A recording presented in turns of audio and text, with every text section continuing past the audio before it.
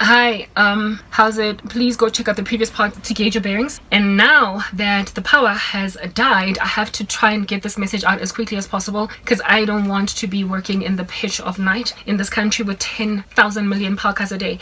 Okay, I was speaking about hostility that suddenly hops inside a person against a believer that has not displayed themselves heretical in any way. They have not spoken any doctrines of demons. They have been sound all along, but they find themselves strangely having beef with the child of God. The same thing happened with Judas. Literally, check yourself. Judas was indwelt by Satan and suddenly went cold and betrayed the Son of Man. The Son of Man having not done anything to have that coming. So if a Christian ministry is suddenly, if you find yourself hostile against, why am I talking like this? I have a spiritual gift. I had a vision last night of one of my followers on TikTok. You know when a person has passed away and their eyes are still open on the street after getting knocked over by a car or whatever. How it is that sometimes somebody rocks up and just kind of does that over their eyes to close them so they can not be scary looking on the floor there as they are dead. I had a vision of one of the people that follow me they keep liking my stuff, and they initially started out really liking me on TikTok, coming to me,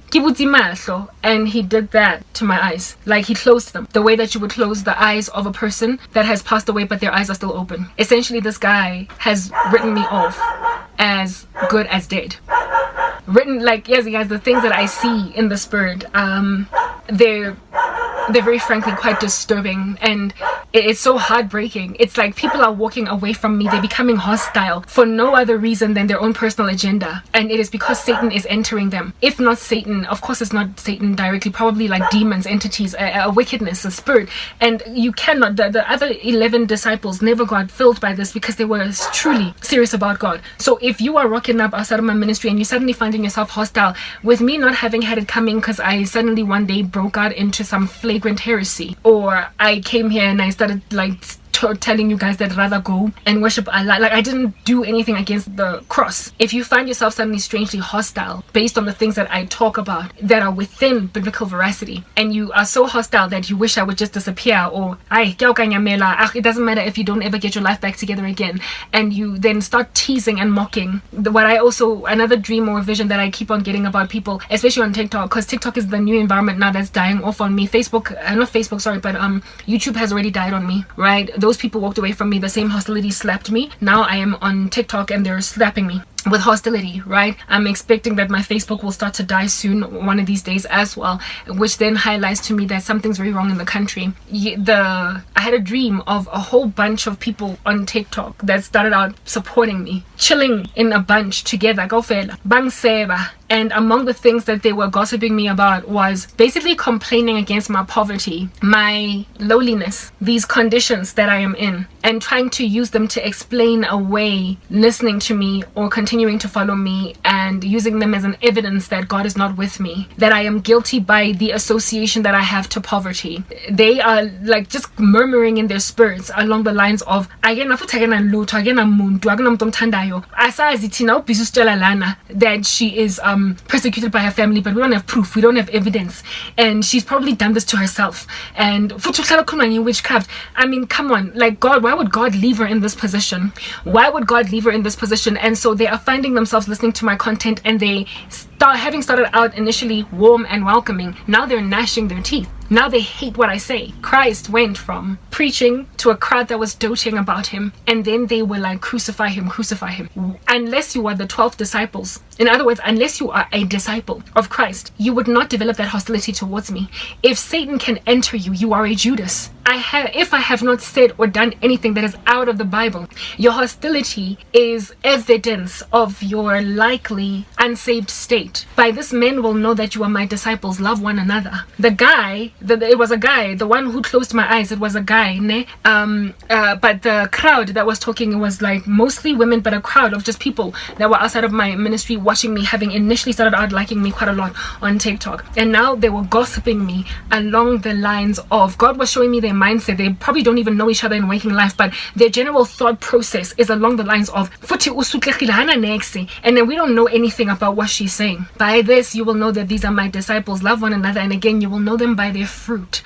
You might not know my life, but I live in front of you guys sufficiently enough to know that I'm not currently doing anything into Lengzeleng. God would have seen it fit to expose it long ago, or might even expose it, if at all I've yet to be exposed. But until such time that you find dirty laundry on somebody that you suspect might be false, you cannot base your suspicion of their falsehood on things like their poverty, because it's unbiblical to imagine a person is not blessed of God when they're poor, or blessed of God when they are rejected by family, or blessed of God when they've lost all their friends. It is rather the contrary. Matthew 10 says that the Lord has come upon the earth not to bring peace but a sword, and that mother will go against daughter, mother-in-law against daughter-in-law. From now on, a man's enemies will be members of their own household. If at all I am not walking in any unscriptural capacity or flagrantly speaking out blasphemously against God, you cannot write me off as false based on what you hope is not the truth about me.